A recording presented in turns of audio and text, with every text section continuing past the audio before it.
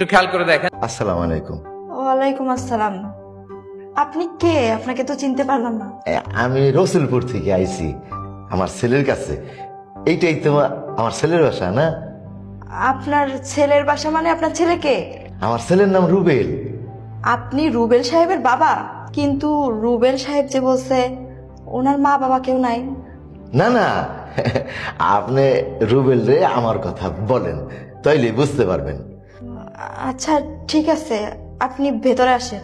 আচ্ছা।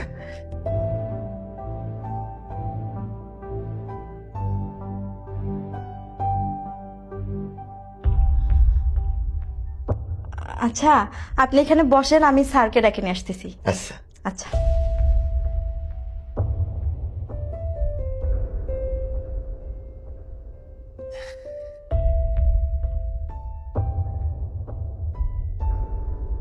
স্যার আপনি এখানে, আর আমি আপনাকে সারা বাড়ি খুঁজে বেড়াচ্ছি। কেন খুঁজতেছ তুই আমারও? স্যার কি যেন নাম বললো, ও রসুলপুর, রসুলপুর থেকে একজন মানুষ আসছে, উনি বলতেছে উনি নাকি আপনার বাবা। কি বলতেছস? রসুলপুর থেকে লোক আসছে, বলতেছে আমার বাবা? আচ্ছা লোকটা দেখতে কেমন রে? লোকটা বৃদ্ধ, লম্বা, আর হচ্ছে মুখে দাঁড়িয়ে আছে। লম্বা, মুখে দাঁড়িয়ে আছে।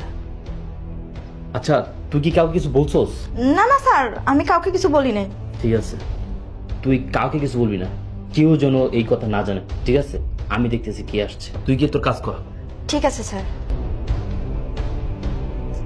বুঝলাম না স্যার ওই লোকটার কথা শুনে এইভাবে ভয় পাইলো কেন? জাগা, এগুলা দেখে আমার কোনো লাভ আছে? আমি যাই আমার কাজ করি।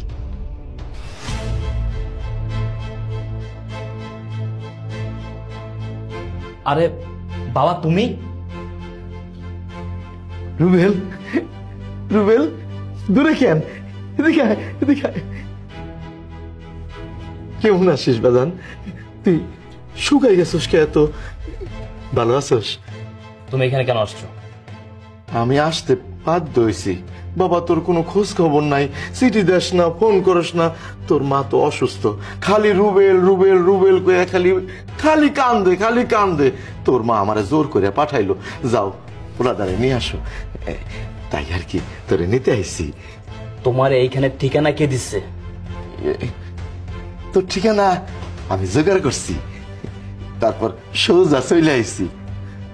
বাজান খুব সুন্দর বাড়ি, এই বাড়ি তোর না বাজান? বাবা তুমি যেহেতু আসছো ভালো করছো, এখন এই মুহূর্তে এখান থেকে চলে যাও।